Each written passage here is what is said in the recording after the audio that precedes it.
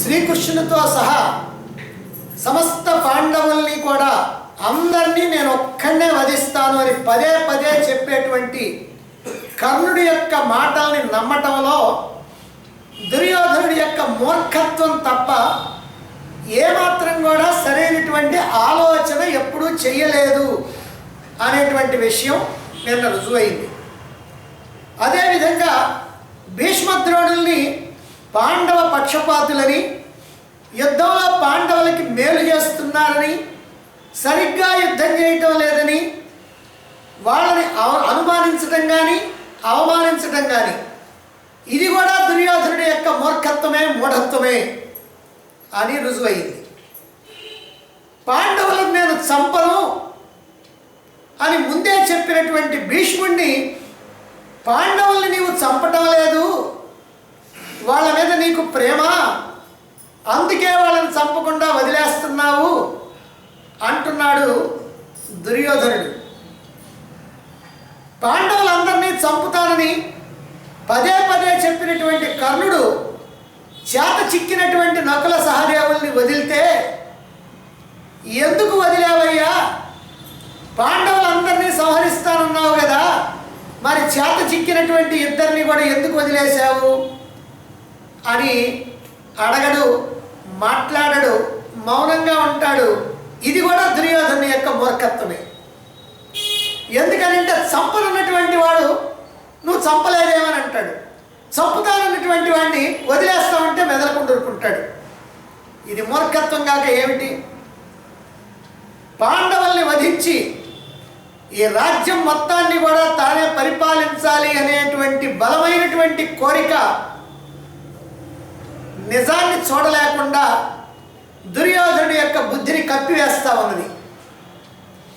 పాండవులు చావాలి, చచ్చిపోతున్నారు, రాజ్యం అంతా నాకు వచ్చేస్తుంది అని అనుకునేటువంటి దుర్యోధనుడికి కర్ణుడి యొక్క మాటలు రుచిగా ఉంటాయి కానీ, చంపేస్తా చంపేస్తా అని అంటే కర్ణుడి యొక్క మాటలు రుచిగా ఉంటాయి కానీ, అయ్యో పాండవుల్ని నువ్వు చంపటం అసాధ్యమయ్యా అని చెప్పే భీష్మద్రోణుల మాటలు ఎలా రుచిగా ఉంటాయి? పాండవుల్ని చంపటం అసాధ్యమని భీష్మద్రోణులు చెప్తారు, అందుకని వాళ్ళు పాండవ పక్షపాతులు. పాండవుల్ని నేను చంపేస్తానంటున్నాడు కర్ణుడు, అందుకని ఈయన పాండవ ద్వేషి, తనకి మిత్రుడు. అంతేగాని కర్ణుడికి అసలు ఆ సమర్థత ఉందా? అర్జునుడిని సంహరించగలిగినటువంటి శక్తి అతడికి ఉందా? ఎప్పుడైనా ఎక్కడైనా అర్జునుడిని ఓడించడం అనేటువంటిది ఒక్కసారైనా సరే జీవితంలో ఇంతవరకు కర్ణుడు ఎప్పుడన్నా సరే ఓడించడం జరిగిందా అని చూడలా దుర్యోధనుడు. ఎందుకంటే అతడి యొక్క బుద్ధి కాస్త అజ్ఞానం చేత కప్పివేయబడింది. అర్జునుడి చేతిలో ఎన్నిసార్లు ఓడిపోయినా, గంధర్వుల చేతిలో ఓడిపోయినా, ఇంకెవరి చేతిలో ఓడిపోయినా కర్ణుడు మాత్రం పాండవుల్ని సంహరించేటువంటి వాడే అని నమ్ముతూ ఉన్నాడు. ఇలా నమ్మటానికి దుర్యోధనుడి యొక్క కళ్ళు పాండవ ద్వేషంతో మూసుకుపోయింది. అందుకనే అలా నమ్ముతూ వచ్చాడు. భీముడికి విషం పెట్టడంలో కానీ, గంగలో తోయించడంలో కానీ, పాండవుల్ని లక్క ఇంట తగలబెట్టేటువంటి విషయంలో కానీ, ద్రౌపదిని సభకి ఈడ్పించడంలో కానీ, ద్రౌపది వస్త్రాపహరణంలో కానీ, కపట ద్యోతం ఆడించడంలో కానీ, ఘోషయాత్రకి దుర్యోధనుడిని పురికొల్పటంలో కానీ, అన్ని దుర్మార్గాల చర్యల్లో కూడా కర్ణుడు తనకి కుడిభుజంగా ఉన్నాడు దుర్యోధనుడికి. కాబట్టి కర్ణుడు మిత్రుడయ్యాడు. ఇలా కర్ణుడిని నమ్మటంలో దుర్యోధనుడి యొక్క మూర్ఖత్వమే ఉన్నదని నిన్న మనం రుజువు చేశాం. మరి దుర్యోధనుడు సరిగ్గా ఆలోచించగలిగాడా? ఆలోచించలేకపోయాడు. సరే, మరి దుర్యోధనుడు సరిగ్గా ఆలోచించలేకపోయాడు. ఎందుకంటే అతని కళ్ళకి పొరలు గమ్మినియి, పాండవ ద్వేషం అనేటువంటి పొర గమ్మింది కనుక నిజంగా ఆలోచించలేకపోయాడు. మరి కర్ణుడు ఆలోచించాడా ఎప్పుడన్నా? మాట్లాడితే నేను శ్రీకృష్ణుడితో సహా పాండవులందరినీ సామర్థ్యాలు కర్ణుడికి ఉన్నాయా? ఉన్నాయని కర్ణుడు ఎప్పుడన్నా అనుకున్నాడా? తాను దుర్యోధనుడికి విజయం చేకూర్చగలనని నిజంగా నమ్మాడా? నిజంగా కర్ణుడు గనక అది గనక నమ్మినట్లయితే మరి శ్రీకృష్ణుడితోటి గెలిచేది పాండవులు, ఓడిపోయేది మేమందరం కూడా ఈ యుద్ధంలో చనిపోతాం అని ఎట్లా చెప్పాడు? అక్కడేమో మేము ఓడిపోతాం సరిపోతాం అని చెప్పి, దుర్యోధనుడి దగ్గరేమో మేము గెలుస్తాం, నీకు రాజ్యం మొత్తం నేను అప్పగిస్తాను, పాండవులందరినీ సంహరిస్తాను, శ్రీకృష్ణుడిని కూడా అడ్డం లేకుండా చేస్తాను అని చెబుతున్నాడంటే మరి కృష్ణుడికి చెప్పింది అబద్ధమా, దుర్యోధనుడికి చెప్పింది అబద్ధమా? నిజంగా దుర్యోధనుడికి మేలు చేయాలి అనేటువంటి ఆలోచనే కర్ణుడికి ఉందా? దుర్యోధనుడి యొక్క క్షేమాన్ని కాంక్షించినటువంటి వాడేనా కర్ణుడు? మిత్రధర్మాన్ని పాటించాడా లేక మిత్రద్రోహం చేశాడా? స్వామి భక్తి పరాయణుడైనటువంటి వాడా కర్ణుడు? దుర్యోధనుడికి అన్ని నిజాలే చెప్పాడా లేకపోతే అబద్ధాలు చెప్పాడా? నిజాల్ని దాచాడా? స్వామి ద్రోహం, మిత్రద్రోహం ఇవేమీ కర్ణుడు చేయలేదా అనేటువంటి విషయాల గురించి మనం ఈరోజు కర్ణుడి యొక్క వ్యక్తిత్వాన్ని గురించి విచారణ చేద్దాం. ఎందుకనంటే 16వ రోజు యుద్ధం ప్రారంభం అంటే కర్ణుడు సేనాధిపతిగా, సర్వసేనాధిపతిగా నియమించబడి యుద్ధానికి వెళుతూ అర్జున, దుర్యోధన నువ్వేమీ దిగులు పడద్దు, శ్రీకృష్ణుడితో సహా పాండవులందరినీ నేను ఒక్కడే వధిస్తాను, ఈరోజు సాయంత్రానికి పాండవులు వధించబడ్డారనేటువంటి విషయం వింటావు, ఈ రాజ్యం వంశపారంపర్యంగా పుత్ర పౌత్ర పారంపర్యంగా నువ్వు అనుభవించవచ్చు అని చెప్పాడు. మరి ఇలా చెప్పినటువంటి కర్ణుడి యొక్క నిజాయితీ ఏమిటి అనేటువంటి విషయాన్ని మనం విచారించాలి. కర్ణుడు స్వామి భక్తి కలిగినటువంటి వాడా? యజమాని యొక్క క్షేమాన్ని నిజంగా కాంక్షించేటువంటి వాడేనా? యజమాని యొక్క క్షేమాన్ని కాంక్షించేటువంటి వాడు ఎలా ఉండాలి? అప్రియమైనా సరే సత్యాన్నే చెప్పాలి, శ్రేయస్సునే చెప్పాలి, మంచిని మాత్రమే చెప్పాలి, హితాన్ని మాత్రమే చెప్పాలి. విన్నా వినకపోయినా సరే స్వామి భక్తి పరాయణుడైనటువంటి వాడు తన యజమాని అయినటువంటి వాడి యొక్క శ్రేయస్సుకి ఏమి చెయ్యాలో వాటిని మాత్రమే చెప్పాలి. ఎవరు చెప్పారు అలాగా? మహాభారతంలో విదురుడు చెప్పాడు, భీష్ముడు చెప్పాడు, ద్రోణాచార్యుడు చెప్పాడు, సంజయుడు చెప్పాడు. కానీ కర్ణుడు ఏం చెప్పాడు? ప్రతిసారి అర్జునుడి చేతిలో ఓడిపోతూ లేక అర్జునుడి చేతిలో ఓడిపోయిన వాళ్ళ చేతిలో ఓడిపోతూ నేను అర్జునుడిని చంపేస్తాను, పాండవులందరినీ చంపేస్తాను అని అంటున్నాడు. ఇదేనా మిత్రధర్మం? ఇదేనా శ్రేయస్సును కోరేటువంటి వాడు చెప్పవలసినటువంటి మాట? అక్కడేమో ఓడిపోయేస్తుంటివి, ఇక్కడేమో వాడిని సంహరిస్తానంటుంటివి. సంహరించేటువంటి వాడివి అక్కడే వాడిని జయించవచ్చుగా. సరే, అర్జునుడిని తప్ప మిగిలినటువంటి 4 సోదరుల్ని కూడా నేను చిక్కినా సరే సంహరించను, వదిలిపెడతాను అని చెప్పి కుంతీదేవికి మాట ఇచ్చాడు కర్ణుడు. కుంతీదేవి అయినా కోరిందా? ఏమైనా నా కొడుకుల్ని సంపొద్దని కోరిందా? కుంతీదేవి ఏమడిగింది? నువ్వు నా బిడ్డవి, నేను కన్యగా ఉన్నప్పుడు జన్మించావు సూర్య భగవానుడి కారణంగా, అందువల్ల నేను లోకానికి భయపడి నిన్ను వదిలిపెట్టాను, నీవు సూతులకు దొరికావు, కానీ నువ్వు సూతపుత్రుడివి కాదు, నువ్వు నా కుమారుడివి. ఇప్పుడు యుద్ధం వస్తున్నది కనుక ఈ యుద్ధం నిన్ను నమ్ముకొని దుర్యోధనుడు చేస్తున్నాడు కనుక నువ్వు పాండవ పక్షానికి వచ్చేసేయి, నువ్వు పాండవులందరిలోకి పెద్దవాడివి కనుక రాజ్యం నీదే అని కుంతీదేవి ఈ మాటలు చెప్పింది.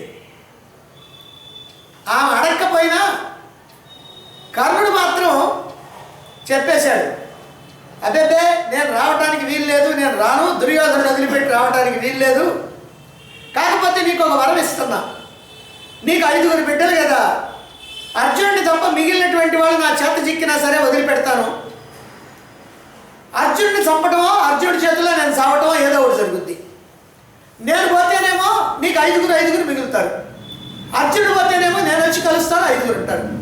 నువ్వెప్పుడు కూడా 5 బిడ్డల తల్లివే అని చెప్పి అక్కడ మాటిచ్చాడు. మాటిచ్చినటువంటి వాడు దుర్యోధనుడికి చెప్పాడా? దుర్యోధనుడికి చెప్పలా. ఇవ్వబోయే ముందు చెప్పలేదు, ఇచ్చిన తర్వాత చెప్పలేదు. పైగా 4 అంటే అర్జునుడి తప్ప మిగిలినటువంటి 4 కూడా చేత చిక్కినా వదిలిపెడతానని అక్కడ మాటిచ్చి 5 సంహరిస్తానని చెప్పి దుర్యోధనుడితో చెబుతున్నాడు. ఇదేనా మిత్రధర్మం? స్నేహితుడి పట్ల ప్రవర్తించాల్సినటువంటి తీరు ఇదా? ఇది మిత్రధర్మమా, మిత్రద్రోహమా? నిజంగా ఏం చెప్పాలి? సర్వసేనాధిపతిగా ఉండండి అని భీష్ముడిని కోరితే భీష్ముడు ఏం చెప్పాడు? నేను పాండవుల్ని సంహరించను, ఎందుకంటే మీరు వాళ్ళు నాకిద్దరు సమానం, కాబట్టి నేను పాండవుల్ని సంహరించను అని స్పష్టంగా చెప్పాడు. ఇప్పుడు భీష్ముడిని ఏమంటానికి వీల్లేదు. ఎందుకంటే దానికి ఇష్టపడి ఆయన సర్వసేనాధిపతిగా చేశాడు. మరి ఇప్పుడు నువ్వు చంపలేదనంటే అనేవాడి తప్పే కానీ ఆయన తప్పేది లేదు. కానీ ఇక్కడ ఇతడేమంటున్నాడు? నేను 5 చంపేస్తానంటున్నాడు. దాంట్లో శ్రీకృష్ణుడు కూడా కలిపి 6 చంపుతానంటున్నాడు. మరి అక్కడేమో మాట ఇచ్చాడు, 4 చిక్కినా వదిలిపెడతానని. నిజంగా దుర్యోధన యొక్క క్షేమాన్ని కోరేటువంటి వాడైతే ఇక్కడ ఏం చెప్పాలి? ఓ దుర్యోధన, తప్పనిసరి పరిస్థితుల్లో నేను ఒక మాట ఇవ్వాల్సి వచ్చింది, అందుకని అర్జునుడిని తప్ప మిగిలినటువంటి నేను మాత్రం సంహరించను, వాళ్ళ విషయం నువ్వు చూసుకో, అర్జునుడిని మాత్రం నేను సంహరిస్తాను, దాంతో పాండవులు అందరూ కూడా సరిపోతారు, నీకు రాజ్యం వస్తుంది అని చెప్పాలి. చెప్పాడా? చెప్పలా. కుంతిదేవికి మాట ఇచ్చినటువంటి సంగతి కూడా చెప్పలా. మరి ఇది మిత్రద్రోహం అంటారా? ఇది మిత్రధర్మం అంటారా? అలాగే పరశురాముడి వల్ల, బ్రాహ్మణుడి వల్ల శాపాలు పొందాడు. ఎందుకంటే ఇక్కడ ద్రోణాచార్యుడి దగ్గర ఈ కురుపాండవులతో కలిసి విద్యలు నేర్చుకున్నాడు. ద్రోణాచార్యుడు అర్జునుడికి బ్రహ్మాస్త్రాన్ని ఇచ్చాడు. అప్పుడు కర్ణుడు కూడా వెళ్ళి ద్రోణాచార్యుడి దగ్గరికి, గురుదేవా, నీవు అర్జునుడికి బ్రహ్మాస్త్రాన్ని ఇచ్చావు కదా, మరి అర్జునుడితో తీసిపోకుండా యుద్ధం చేయాలని కోరుకునేటువంటి నాకు కూడా నువ్వు బ్రహ్మాస్త్రాన్ని కనుక ఇస్తే శిష్యుల పట్ల పక్షపాత బుద్ధి లేనటువంటి వాడివి అని లోకం నిన్ను అనుకుంటుంది, అందుకని నాకు కూడా బ్రహ్మాస్త్రాన్ని ఇవ్వు అన్నాడు. అప్పుడు ద్రోణాచార్యుడు చెప్పాడు, అయ్యా, వ్రత నియమాన్ని పాటించేటువంటి బ్రాహ్మణుడికి, తపస్సు చేసినటువంటి క్షత్రియుడికి మాత్రమే బ్రహ్మాస్త్రాన్ని ఇవ్వాలి. నువ్వు సూతపుత్రుడివి కనుక బ్రహ్మాస్త్రాన్ని ఇవ్వడానికి వీల్లేదు అన్నాడు. ఆ మాటలకి కర్ణుడు ఆయనకి నమస్కారం పెట్టి అక్కడి నుంచి వెళ్ళిపోయాడు పరశురాముడి దగ్గరికి. పరశురాముడి దగ్గర నేను బ్రాహ్మణుని అని చెప్పి బ్రాహ్మణ వేషంలో వెళ్ళి బ్రాహ్మణుడిని అని చెప్పి ఆయన దగ్గర విద్యలు నేర్చుకున్నాడు, బ్రహ్మాస్త్రాన్ని ఇతరాస్త్రాలని కూడా నేర్చుకున్నాడు. అయితే బయటపడిపోయింది. దాంతో మరణ సమయంలో, అంటే అత్యవసరంగాను ప్రయోగించాల్సినటువంటి మరణ సమయంలో బ్రహ్మాస్త్రం నీకు గుర్తు రాకుండా పోవునుగా కానీ శాపం పెట్టాడు ఆయన. ఆ సందర్భంలోనే ఈ బాణ ప్రయోగం చేస్తూ ఒకసారి బాణం వేస్తే ఒక బ్రాహ్మణుడి యొక్క గోవుకి తగిలింది. ఆ బ్రాహ్మణుడేమో శాపం పెట్టాడు, తీవ్రమైనటువంటి యుద్ధం జరుగుతూ ఉన్నప్పుడు నీ రథచక్రాలు భూమిలో కుంగిపోతాయి, అప్పుడే నీకు మరణం, నీ శత్రువు చేతిలో మరణం అని శాపం పెట్టాడు. సరే, ఎంతో బ్రతిమలాడాడు ఆయన. కరగల, నీకు 1000 ఆవులు ఇస్తానన్నాడు, ఏనుగులు ఇస్తానన్నాడు, గుర్రాలు ఇస్తానన్నాడు, ఊళ్ళు ఇస్తానన్నాడు. ఏం చెప్పినా సరే ఆయన మాత్రం నా మాట నోట్లో నుంచి వచ్చిందంటే జరిగిపోతుంది అంతే, దాన్ని తొలగించడం నా వల్ల కూడా కాదు అన్నాడు. మరి 2 శాపాలు పెట్టుకొని వచ్చాడు కదా. మరి దుర్యోధనుడి దగ్గరికి వచ్చి, ఓ దుర్యోధన, నేను అర్జునుడితో సమానంగా దివ్యాస్త్రాలన్నీ కూడా పరశురాముడి దగ్గర నేర్చుకున్నాను, బ్రహ్మాస్త్రం నేర్చుకున్నాను, ఇక నాకు తిరుగులేదు, అర్జునుడిని నేను సంహరిస్తాను అని చెప్పాడే కానీ, ఇలా శాపం పెట్టాడని కానీ, ఇలా బ్రాహ్మణ శాపం ఉందని కానీ చెప్పాడా? చెప్పలా. ఈనాటి వరకు, ఇప్పటి వరకు 16వ రోజు యుద్ధం జరిగేంత వరకు కూడా చెప్పలా. మరిది తన యొక్క యజమాని దగ్గర సత్యాన్ని దాచటం, సత్యాన్ని దాచిన అబద్ధం చెప్పిన రెండు ఒకటి. మరిది మిత్రధర్మమా లేక మిత్రద్రోహమా? ఇది ఆలోచించాలి. అంటే దుర్యోధనుడి దగ్గర నిజాలన్నీ దాస్తున్నాడు, అబద్ధాలను చెబుతున్నాడు. ఈ ప్రకారంగా ఇక్కడ చెప్పినటువంటి ఈ కర్ణుడు రాయబారానికి వచ్చి తిరిగి వెళ్ళేటువంటి శ్రీకృష్ణుడితోటి ఏకాంతంలో ఏం చెప్పాడు? శ్రీకృష్ణుడు ఆ కర్ణుడిని తన రథం మీదకి ఎక్కించుకొని కొంత దూరం వెళ్ళిన తర్వాత జనసంచారం లేకుండా ఉన్నటువంటి ప్రాంతంలో రథాన్ని ఆపి, ఓ కర్ణ, నీవు రాధేయుడు కాదయ్యా, నువ్వు కౌంతేయుడివి. కుంతిదేవి నిన్ను కన్యగా ఉన్నప్పుడు సూర్యప్రసాదం వల్ల కన్నది, కానీ నిన్ను నీటిలో వదిలిపెట్టేస్తే ఆ సూతులకి దొరికావు నువ్వు.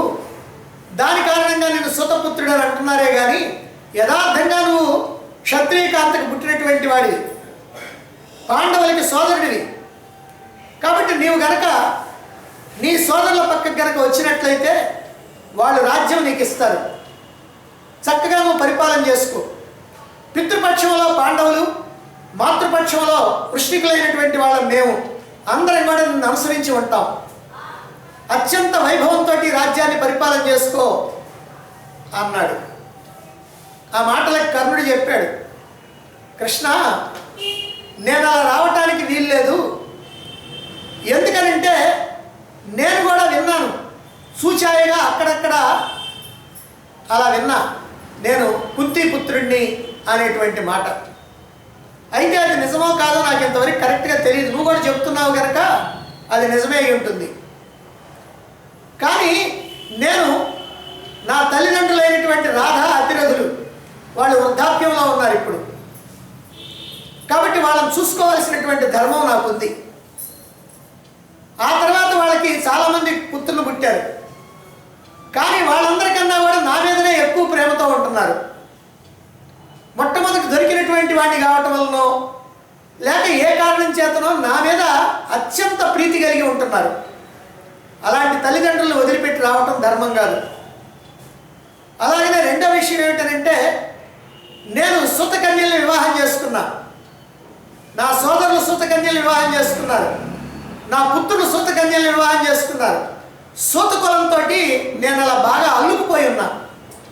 ఇప్పుడు అందరినీ వదిలిపెట్టేసి నేను కుంతిపుత్రుణ్ణి అని కనుక వస్తే సమాజం నవ్వుద్ది, అందుకని నేను రాలేను. ఇక రెండో విషయం ఏమిటంటే, ఈ యుద్ధాన్ని నన్ను నమ్ముకొని దుర్యోధనుడు తలపెట్టాడు.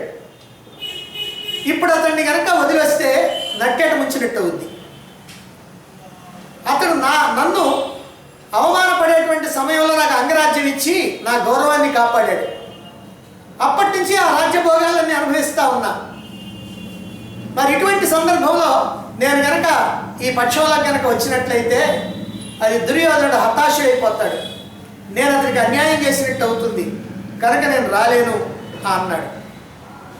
అప్పుడు శ్రీకృష్ణుడు ఒక మాట అన్నాడు, ఓ కర్ణ, నీవు చాలా మోహంలో ఉన్నట్టున్నావు. అంటే పాండవుల్ని జయించగలనని, ఈ రాజ్యం దుర్యోధనుడికి అప్పచెప్పగలనని ఇలా అనుకుంటున్నావేమో, అది మాత్రం కల్లా అన్నాడు. అప్పుడు కర్ణుడు అంటున్నాడు, కృష్ణ, ఎందుకయ్యా నన్ను ఇంకా మోహ పెడతావు?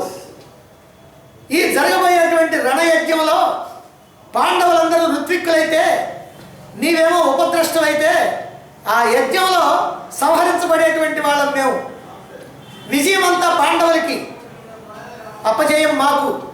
మేమందరం కూడా యుద్ధంలో వధించబడతాం, దాంట్లో నాకు సందేహం లేదు. ఎందుకనంటే అలాంటి శకునాలు నాకు కనపడతా ఉన్నాయి, అటువంటి దుర్నిమిత్తాలు కనిపిస్తూ ఉన్నాయి, నాకు అలాంటి స్వప్నాలు వస్తూ ఉన్నాయి అని ఆ స్వప్నాలన్నింటినీ కూడా వివరించి చెప్పాడు.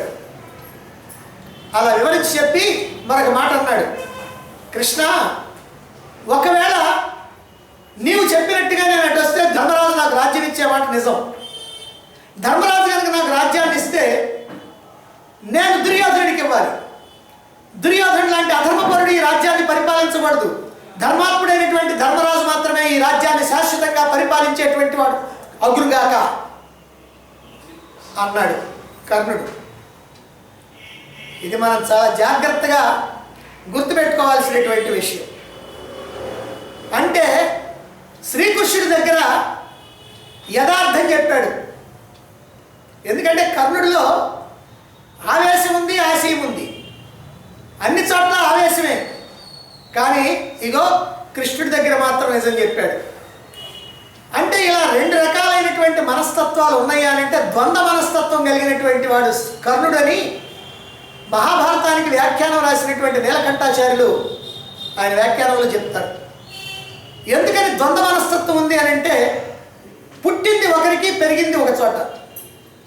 అంటే సూర్యుడికి కుంతీదేవికి పుట్టాడు, రాధా అతిరథుల దగ్గర పెరుగుతున్నాడు. అంటే పుట్టుకేమో క్షత్రియ జన్మ, అలాగే సంస్కారాలేమో సూత సంస్కారాలు. అందుకని అతడిది ద్వంద్వ మనస్తత్వం.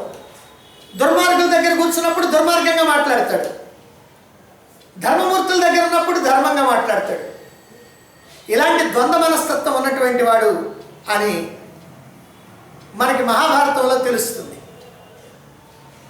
కాబట్టి ఇక్కడ దుర్యోధనుడి యొక్క విజయాన్ని దుర్యోధనుడి దగ్గర చెప్పటమే తప్ప దుర్యోధనుడు గెలిచేవాడు కాదు, కౌరవసేన మొత్తం నాశనం అయిపోతుంది, నాతో సహా అందరూ కూడా సరిపోతాము, అర్జునుడి చేతిలో నేను, భీముడి చేతిలో దుర్యోధన దుశ్శాసనులు, మేమంతా హతమైపోతాము, రాజ్యం శాశ్వతంగా ధర్మాత్ముడైనటువంటి ధర్మరాజే పరిపాలించుగాక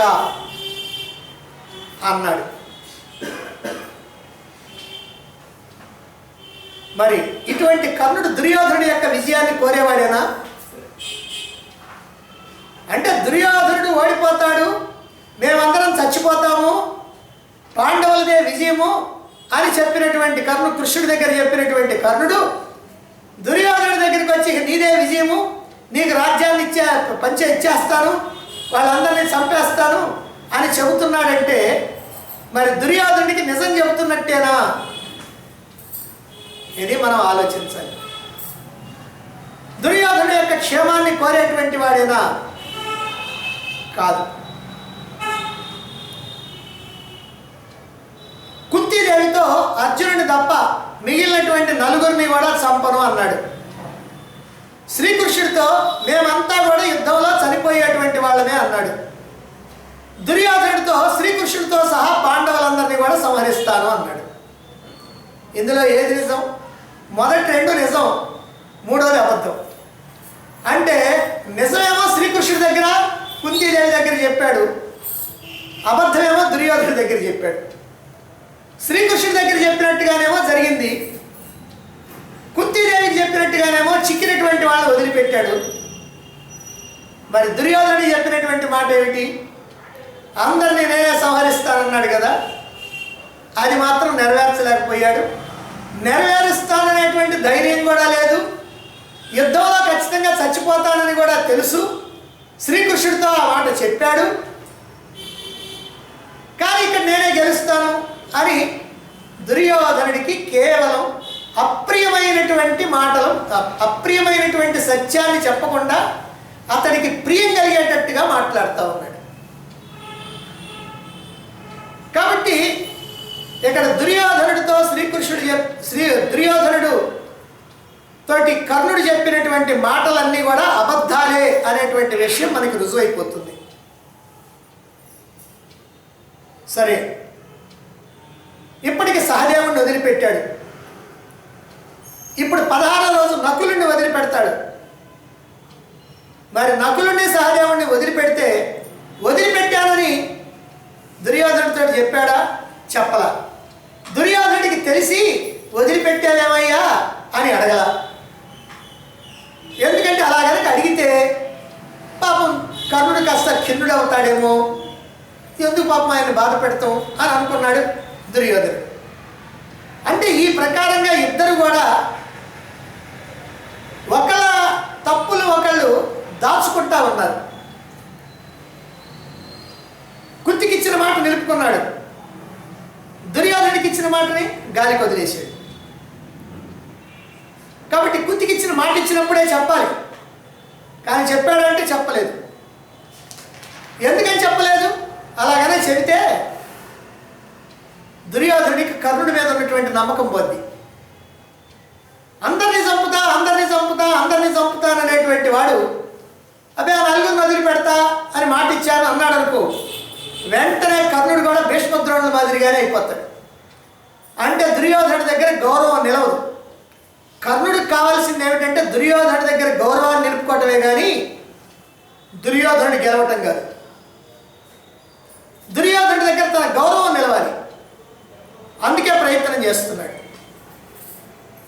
రెండో విషయం ఏంటంటే కుంతీదేవి పేరు కదా చెప్తే కుంతీదేవి కొడుకుని అనేటువంటి మాట దుర్యోధనుడికి తెలిస్తే అసలు కర్ణుడిని దూరం పెట్టేస్తాడు. అందుకని కూడా చెప్పల. సరే, మరి ఏం చేయాలి?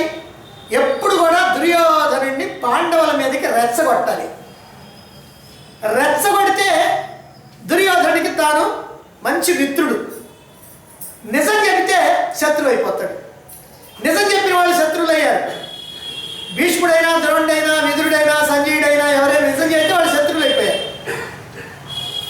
కనుక ఇప్పుడు కర్ణుడు కూడా నిజం చెబితే శత్రువు అవుతాడు. అందుకని చెప్పి అబద్ధాలు మాత్రమే చెప్పాలి. ధర్మరాజుని, పాండవుల్ని చంపేసేయాలని చెప్పి వాళ్ళ మీద బాగా రెచ్చగొట్టాలి, యుద్ధానికి సిద్ధం చేయాలి.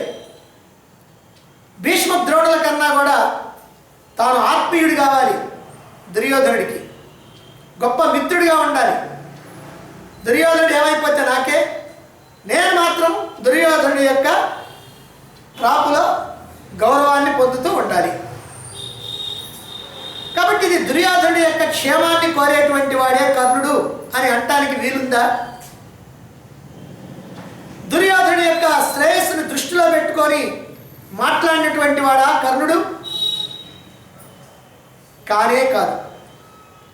ఇలా అబద్ధాలు చెప్పటం, అర్ధసత్యాలు చెప్పటం, సత్యాన్ని దాచటం, ఇది కర్ణుడు చేసింది. ఇలా చేసినటువంటి కర్ణుడు దుర్యోధనుడికి నిజమైనటువంటి మిత్రుడా? ఈ విషయాన్ని ఎప్పుడైనా దుర్యోధనుడు ఆలోచించాడా? ఇన్ని రహస్యాలు దాస్తున్నాడు నా దగ్గర, వీడే నాకు స్నేహితుడు అని ఎప్పుడన్నా ఆలోచించాడా అంటే ఎప్పుడు ఆలోచించలా. అలా ఆలోచించాలనేటువంటి బుద్ధి లేదు. ఆ బుద్ధి కాస్త కప్పివేయబడి. అసలు కర్ణ దుర్యోధనుల మైత్రి ఏమిటి?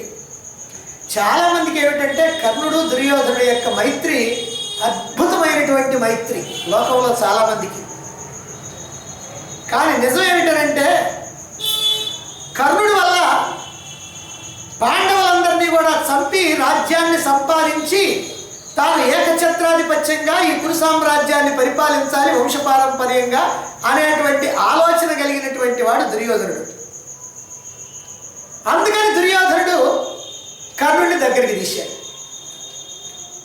కర్ణుడిని దగ్గరికి తీయటంలో చాలామంది ఏమనుకుంటారంటే, మహాభారతాన్ని గ్రంథాన్ని చూడనటువంటి వాళ్ళు ఏమనుకుంటారంటే అసలు కర్ణుడి యొక్క ప్రవేశం మహాభారతంలో కుమారాస్త్ర విద్యా ప్రదర్శనప్పుడే జరిగిందని అనుకుంటారు. కానే కాదు, అప్పటికి 20 సంవత్సరాల ముందు నుంచే ఉంది. ఎందుకనంటే ధృతరాష్ట్రుడి దగ్గరికి తీసుకొచ్చి కొడుకుని అతిరథుడు, అయ్యా ఇదిగో నా బిడ్డకి కాస్త విద్యాబుద్ధులు చెప్పించండి అని అంటే కృపాచార్యుడి దగ్గర వదిలిపెట్టారు. కృపాచార్యుడి దగ్గర విద్యలు నేర్చుకుంటా ఉండే సమయంలో కౌరవ పాండవులంతా కూడా అక్కడికి వచ్చారు. అప్పటి నుంచి కౌరవ పాండవులతో పాటుగా కర్ణుడు కూడా కృపాచార్యుడి దగ్గర విద్యలు నేర్చుకున్నాడు. కృపాచార్యుడి దగ్గర అయిపోయిన తర్వాత ద్రోణాచార్యుడి దగ్గరికి వచ్చారు. ద్రోణాచార్యుడి దగ్గర విద్యలు నేర్చుకుంటున్నారు.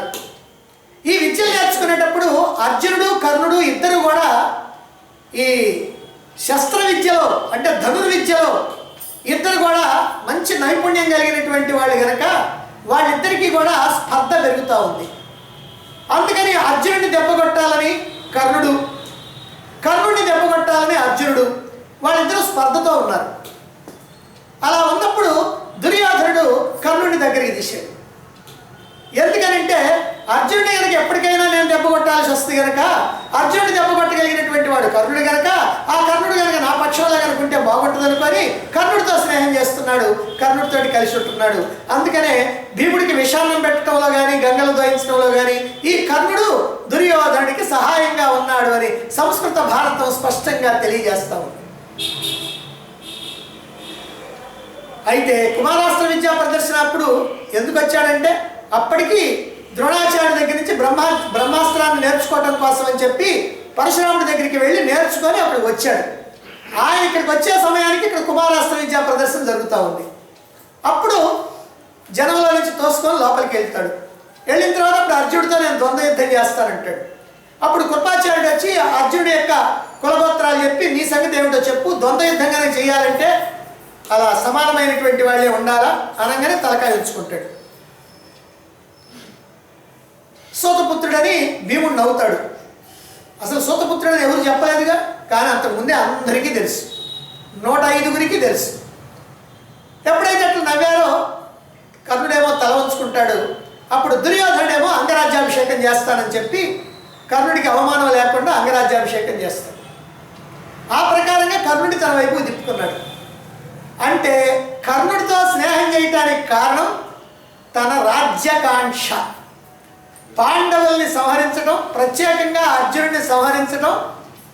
భీముడిని ఎట్లాగో తాను సంహరిస్తాడు, అర్జునుడి కనుక కర్ణుడు సంహరిస్తే పాండవ సేన మొత్తం నాశనం అయిపోద్ది, అప్పుడు రాజ్యం నాకు వస్తుంది అని అర్థ సంబంధమైనటువంటి మైత్రి.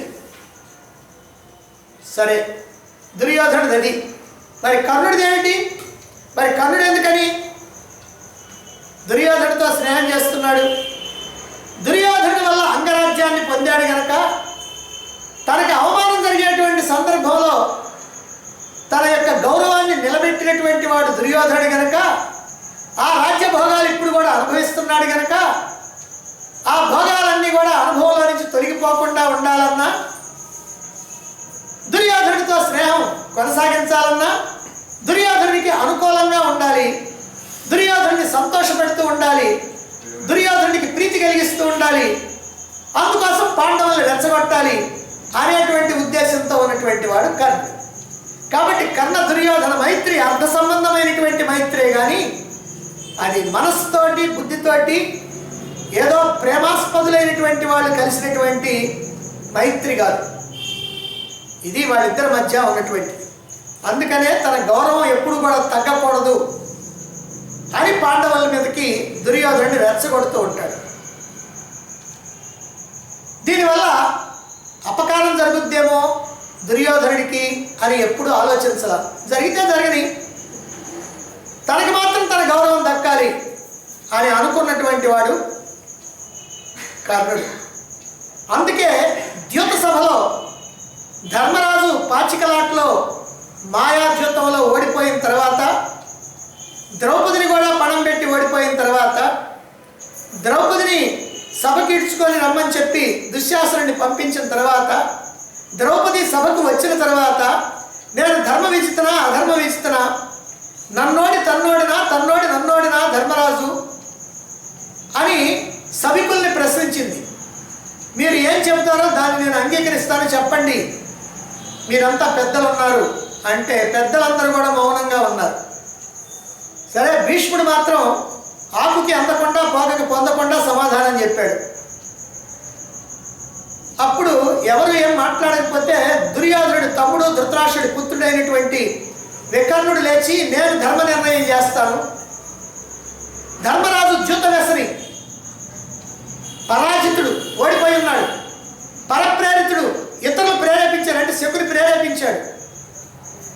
ద్రౌపది ధర్మరాజుకు ఒక్కడికే కాదు 5గురికి భార్య. ఈ 4 కారణాల వల్ల, హేతు చతుష్టయం అంటారు, ఈ 4 కారణాల వల్ల ద్రౌపది అధర్మ విజిత, ఆమెను సభకి ఈడ్చుకురావడం తప్పు. అందులోనూ ఏకవస్త్రగా ఉన్నాను, రజస్వల్ని ఏకవస్త్రం నేను చెబుతున్నది కనుక ఇలాంటి స్థితిలో తీసుకురావడం తప్పు అన్నాడు. అలా అంటే కర్ణుడు లేచాడు, మిగిలిన వాళ్ళందరూ ఏం మాట్లాడాలి. లేచి కర్ణుడు అంటున్నాడు, ఓ వికర్ణ, చెట్టు మొదట్లో పుట్టినటువంటి జబ్బు చెట్టు మొత్తాన్ని నాశనం చేసినట్టుగా నువ్వు ధృతరాష్ట్ర పుత్రుల్లో ఒకడివి ఉండి ఈ మొత్తాన్ని కూడా నాశనం చేస్తా ఉన్నావు. నువ్వేం పెద్ద ప్రాజ్ఞుడివా? పెద్దలైనటువంటి వాళ్ళు ఎందరో ఉన్నారు, మౌనంగా ఉన్నారు. ఎందుకున్నారు? మౌనంగా ఎందుకున్నారంటే ద్రౌపది ధర్మ విజిత గనక. నువ్వెలా మాట్లాడుతున్నావు అధర్మ విజిత అని? నీకేం తెలుసు? స్త్రీకి ఎప్పుడు కూడా ఒక్క భర్త ఉండాలి, కానీ ద్రౌపదికి 5 భర్తలు. అందువల్ల దీన్ని బంధకి అని అంటారు. బంధకి అంటే వేశ్య అని అర్థం. ఇటువంటి దాన్ని ఏకవస్త్ర కాదు, వివస్త్ర చేసినా తప్పు లేదు. తప్పు లేదు అని అంతటితో ఆగల. దుశ్శాసనుడితో చెప్తున్నాడు, దుశ్శాసన శుభాలయం వికర్ణ ప్రాజ్ఞవాదిక పాండవానాంచ వాసాంసి ద్రౌపద్యాశ్చాప్యపాహర. ఓ దుశ్శాసన, వికర్ణుడు ఏదేదో మాట్లాడుతూ ఉన్నాడు. తాను పెద్ద గొప్ప తెలివి కలిగినటువంటి వాడు, ప్రాజ్ఞుడైనట్టుగా. నువ్వేం భయపడాల్సిన పని లేదు, పాండవుల యొక్క ద్రౌపది యొక్క వస్త్రాలను హరించన్నాడు. అప్పుడు దుశ్శాసనుడు పాండవుల వైపు పోతే వాళ్ళు పై ఉత్తరాయాలు తీసి కింద పడేశాడు. ఆ తర్వాత ద్రౌపది దగ్గరికి పోయి చీర కొంగ పట్టుకొని లాగటం మొదలుపెట్టాడు. లాగి లాగి లాగి లాగి పడిపోయాడు. ఎందుకంటే ద్రౌపదీదేవి యొక్క శరీరం నుంచి అనంతమైనటువంటి వస్త్రావిర్భావం జరుగుతూ ఉంది. లాగుతూ ఉంటే వస్త్రాలు వస్తూ ఉన్నాయి. అలా వస్తే సభాసదులందరూ కూడా ఆశ్చర్యపోయారు. ద్రౌపదీదేవి యొక్క పాతివ్రత్య మహాత్యానికి నోళ్ళు ఎల్లబెట్టుకున్నారు అందరూ కూడా. మరి అలా పడిపోయిన తర్వాత అందరూ ఆశ్చర్యపోతున్న తర్వాత, పాండవుల్ని ద్రౌపదిని ప్రశంసిస్తున్న తర్వాత, కౌరవులను అందరూ కూడా తిడుతున్న తర్వాత, సిగ్గులేనటువంటి కర్ణుడు అప్పుడు ఏమంటున్నాడంటే, ఓ ద్రౌపది, నీకు 5 భర్తలు ఉన్నా కూడా ఉపయోగం లేకుండా పోయింది. అందుకని జోదంలో ఆలిని బట్టి ఓటు పడినటువంటి 6వ వాడిని కోరుకో అని చెప్పి ద్రౌపదితో చెప్పి దుర్యోధనుడి వైపుకు చూచి కనుసైగ చేస్తే దుర్యోధనుడు తొడ మీద ఉన్నటువంటి వస్త్రాన్ని తొలగించి ఇలా చరుస్తాడు, తొడను చరుస్తాడు, అంటే వచ్చి కూర్చోమని. అది చూసినటువంటి భీమసేనుడు భీకరమైనటువంటి ప్రతిజ్ఞ చేస్తాడు. రాబోయేటువంటి యుద్ధంలో ఈ ద్రౌపదిని, ఏ ద్రౌపదిని అయితే నువ్వు తొడలు చూపించి నా తొడల మీద కూర్చోమని సైగ చేసావో, ఆ తొడలు నేను బ్రద్దలు చేసి నేను చంపకపోయినట్లయితే నేను పితృపితామహుల యొక్క గౌరవానికి తగినటువంటి వాడిని కాకుండా పోతాను. అలాగే దుశ్శాసనుడేమో చీరలు పట్టుకొని లాగాడు. అందుకని దుశ్శాసనుడు చెప్పాడు, రాబోయేటువంటి యుద్ధంలో నీ గుండెలు బ్రద్దలు చేసి నీ వెచ్చటి నెత్తుడిని నేను తాగుతాను. అలాగనే కాకపోతే నేను పితృపితామహుల యొక్క అంశకు తగినటువంటి వాడిని కాదు అన్నాడు. ఇలా భీకరమైనటువంటి ప్రతిజ్ఞలు చేశాడు. ఈ ప్రతిజ్ఞలు చేయడానికి కారణం ఏమిటంటే కర్ణుడు. ఇంకేమన్నా ఉందా కారణం? నిజంగా కర్ణుడు చెప్పాడు కనుక దుశ్శాసనుడు వస్త్రాపహరణం చేశాడు. దుశ్శాసనుడి మీద భీముడు ప్రతిజ్ఞ చేశాడు.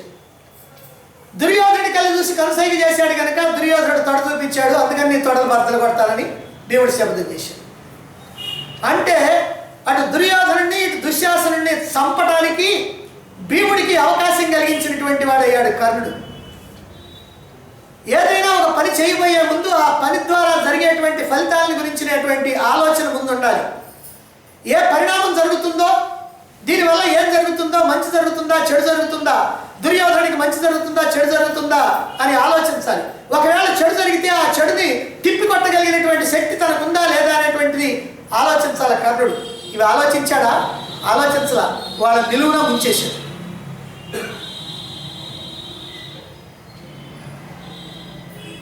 అదే సందర్భంలో కర్ణుడిని సంహరిస్తానని చెప్పి అర్జునుడు ప్రతిజ్ఞ చేశాడు. పెద్దలందరూ కూడా అసహించుకున్నారు. ఎందుకు దారి తీసింది? ఇదంతా కూడా దుర్యోధనుడి యొక్క సర్వనాశనానికి దారి తీసింది. కేవలం మహాభారత యుద్ధం, కురుక్షేత్ర యుద్ధం ఎందుకు జరిగింది అంటే ద్రౌపది వస్త్రాపహరణం కారణంగా జరిగింది. పాచికల జరగల. పాచికలాట్లో రాజ్యం పోతే తర్వాత ఎట్టగట్టు సంపాదించుకునే వాళ్ళు ఏదో ఒకటి జరిగేది. కానీ ద్రౌపది వస్త్రాపహరణం అనేటువంటి పరమ ఘోరమైనటువంటి సంఘటన ఒకటి జరిగింది కాబట్టి దాని కారణంగానే ఇంతటి మహాభారత యుద్ధం జరిగింది. భారత యుద్ధంలో 18 లక్షల సేన మొత్తం కూడా సర్వనాశనం అయిపోయింది. మరి కర్ణుడు ఇదంతా ఎందుకు చేశాడు? దుర్యోధనుడి యొక్క సంతోషం కోసం చేశాడు. ఎందుకనంటే ద్రౌపది వస్త్రాలు లాగు అని అంటే దుశ్శాసనుడు లాగితే దుర్యోధనుడు సంతోషిస్తాడు. ద్రౌపది నోటికి వచ్చినట్టు మాట్లాడి నీకు 5గురు కాదు 6వ వాడిని చూసుకో అని దుర్యోధనుడి వైపు చూస్తే దుర్యోధనుడు రెచ్చిపోయి తొడలు చూపిస్తే నీ తొడలు బద్దలు పడతానని చెప్పి భీముడు ప్రతిజ్ఞ చేస్తే అది దుర్యోధనుడి యొక్క నాశనానికి సహాయపడింది. అంటే అప్పుడు మాత్రం దుర్యోధనుడు సంతోషిస్తాడని అనుకున్నాడు. అందుకనే శ్రీకృష్ణుడి దగ్గర చెప్పాడు, ఏమయ్యా నువ్వు పాండవులు అట్లన్నావు ఇట్లన్నావు అని అల్లా. అయినప్పటికీ కూడా కర్ణుడు క్షమాపణ కోరుతున్నాడు. యదబ్రో మహం కృష్ణ కటకానిస్మ పాండవాన్ ప్రియార్థం ధార్తరాష్ట్రస్య తేన తప్యేహ కర్మణ. పాండవుల్ని ఏదైతే నేను కటువుగా మాట్లాడానో అవన్నీ కూడా ప్రియార్థం ధార్తరాష్ట్రస్య ధృతరాష్ట్రుడి యొక్క పుత్రుల యొక్క ప్రీతి కోసం అని నేను మాట్లాడాను. వాళ్ళు సంతోషిస్తారని మాట్లాడాను. అంటే వాళ్ళకి శ్రేయస్సు కోసం మాట్లాడాల, వాళ్ళు ఆనందించడం కోసం మాట్లాడాడు. అప్పుడు ఆనందించారు, తర్వాత ఏడుస్తున్నారు. పాపాలు చేసేవాడు కూడా అంతే, చేసేటప్పుడు నవ్వుతా చేస్తాడు, అనుభవించేటప్పుడు ఏడుస్తా అనుభవిస్తాడు. ఇక్కడ కూడా అంతే. మరి దీనివల్ల దుర్యోధనుడికి కీడు జరుగుతుంది అని తెలియదా? కర్ణుడికి తెలుసు రేపు జరగబోయేటువంటి పరిణామాలను ఎదుర్కొనేటువంటి శక్తి తనకి లేదనేటువంటి సంగతి కూడా తెలుసు. దుర్యోధనుడిని తాను రక్షించలేడు, దుశ్శాసనుడిని తాను రక్షించలేడు.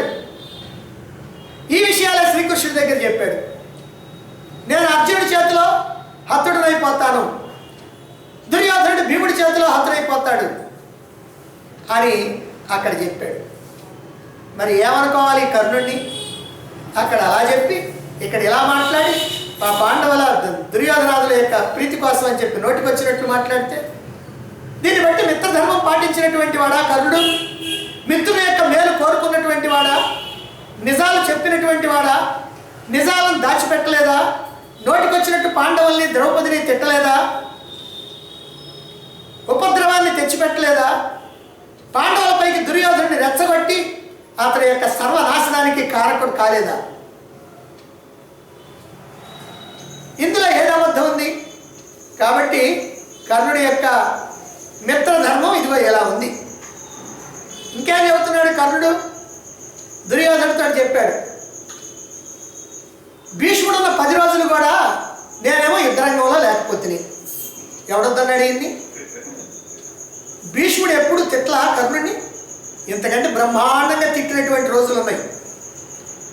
కానీ ఇప్పుడు తిట్టలా, నువ్వు అర్ధరాజుడు అని అన్నాడు. ఆ ఒక్క మాటతో నీతో నువ్వు కనుకుంటే నేను యుద్ధం చేయలేని పోయాడు. అలా పోయాడంటే అది దుర్యోధనుడికి నష్టం అన్న సంగతి తెలియదా? భీష్ముడు, ద్రోణుడు, కృపాచార్యుడు, అశ్వత్థామ అందరితో పాటుగా కర్ణుడు కనుక ఉంటే దుర్యోధనుడికి కొంత బలం ఉంటుంది కదా, ఎంతన్నా కానీ బలం ఉంటుంది కదా. కానీ కర్ణుడు కనుక వెళ్ళిపోతే ఇప్పుడు దుర్యోధనుడికి నష్టం కాదు. మరి దుర్యోధనుడికి నష్టం అయితే ఆ పని ఎట్లా చేశాడు? దుర్యోధనుడి యొక్క శ్రేయస్సును కోరేటువంటి కర్ణుడు కనుక 10 రోజులు యుద్ధానికి దూరంగా ఉన్నాడు. ఆ తర్వాత 5 రోజులు ద్రోణాచార్యుడి నాయకత్వంలో నేను వచ్చాను. కానీ ద్రోణాచార్యుడేమో అర్జునుడి మీద ప్రీతి కలిగినటువంటి వాడు కదా, అందుకని నేను కాస్త సరిగ్గా యుద్ధం చేయాల్సినటువంటి పరిస్థితి రాలేదు.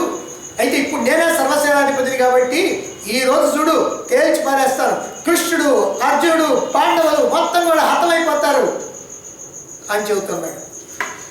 వీళ్ళందరినీ చంపేసి కురు సామ్రాజ్యం మొత్తానికి కూడా నేను పట్టాభిషిక్తుడు చేస్తాను. వంశ పారంపర్యంగా పుత్ర పౌత్రుల పరంగా ఈ రాజ్యం మొత్తం కూడా ఏకఛత్రాధిపత్యంగా మీరే అనుభవించాలి.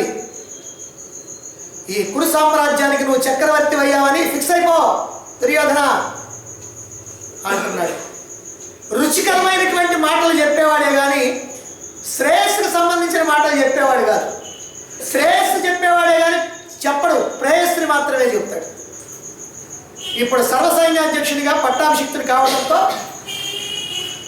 ఇప్పుడు చెప్పాడు, బంధుమిత్ర సపరివార సమేతంగా శ్రీకృష్ణుడితో పాండవులను అందరినీ కూడా నేను సంహరిస్తాను అని. మరి అందరినీ సంహరిస్తానన్నాడు కదా, ధర్మరాజుని చంపొద్దు, భీముడిని చంపొద్దు, అర్జునుడిని చంపొద్దు, నకులుని చంపొద్దు, సహదేవుడిని చంపొద్దు. మరి అయితే సహదేవుడిని వదిలిపెట్టాడే, నకులుని వదిలిపెట్టాడే. నిజంగా 5 పాండవుల్లో ఏ ఒక్కడు కనుక చనిపోతే మిగిలినటువంటి 4 అసలు బ్రతుకుంటారా? అందులో నకులుడు కానీ సహదేవుడు కానీ కనుక చనిపోతే అసలు ధర్మరాజు బ్రతుకుంటాడా?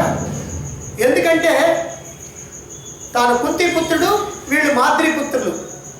తమకు ఎంత గౌరవం ఉందో వాళ్ళకి అంత గౌరవం ఉండాలి. ఎక్కడా కూడా వీళ్ళు వాళ్ళ పుత్రులు వీళ్ళ పుత్రులు అని తేడా ఉండకూడదు. ఇది యొక్క ఆలోచన. అందుకని యక్ష ప్రశ్నలు వేసినప్పుడు ధర్మరాజు చెప్పాడు, ఎవరినో ఒక్కరిని బ్రతికిస్తానయ్యా అని యక్షుడు చెప్తే నకులుని బ్రతికించమంటాడు.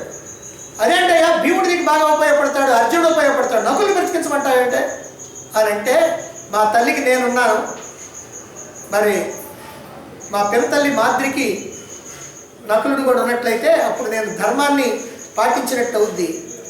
ధర్మో రక్షిత రక్షిత అనేటువంటి మాట అక్కడ ధర్మరాజు చెప్పినటువంటి మాట. ఈ ప్రకారంగా ధర్మరాజు నకులుడు కానీ సహదేవుడు కానీ సరిపోతే బ్రతకడు, ధర్మరాజు బ్రతకపోతే మిగిలినటువంటి వాళ్ళు కూడా బ్రతకడు. ఎంతటి గొప్ప అవకాశం వస్తే కర్ణుడు ఎందుకు వదిలిపెట్టాడు అంటే కుంతికి ఇచ్చినటువంటి మాట. కుంతికి ఇచ్చినటువంటి మాట మాత్రం తప్పనిసరిగా నెరవేర్చాడు. దుర్యోధనుడికి ఇచ్చినటువంటి మాట మాత్రం గాలికి వదిలేశాడు. ఇది మనం గమనించాల్సింది. కుంతిదేవికి ఇచ్చినటువంటి మాట ప్రకారం వదిలాడు.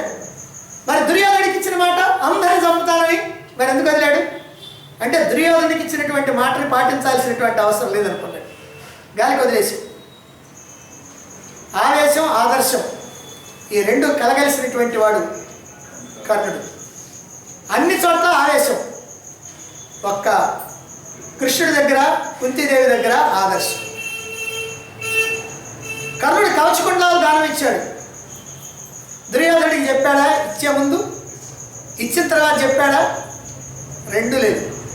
కుంతికి మాట ఇచ్చాడు, ఇచ్చే ముందు చెప్పాడా? ఇచ్చిన తర్వాత అయినా చెప్పాడా? రెండు లేదు. భీష్ముడితో పంతం పెట్టుకొని యుద్ధరంగంలో నుంచి వెళ్ళిపోయి 10 రోజులు యుద్ధరంగానికి దూరంగా ఉన్నాడు. ఒకవేళ భీష్ముడు కనుక పడిపోకుండా వారికి భీష్ముడే కనుక యుద్ధం చేస్తే మరి కర్ణుడు ఏం చేసేవాడు? ఇది ఎప్పుడన్నా ఆలోచించాడా దుర్యోధనుడు కానీ కర్ణుడు కానీ? ఇప్పుడు 10 రోజుల తర్వాత పడిపోయాడు కాబట్టి కర్ణుడు వచ్చాడు. అసలు భీష్ముడు పడిపోయేటువంటి వాడు కాదు, తనంతట తానుగా ఇష్టపడి పడిపోయాడు. అలా పడిపోకుండా చివరిదాకా భీష్ముడే కనుక ఉంటే కర్ణుడు రాడుగా యుద్ధంలోకి. మరి యుద్ధాన్ని జరిపించాలని నెట్టింది కర్ణుడే కదా.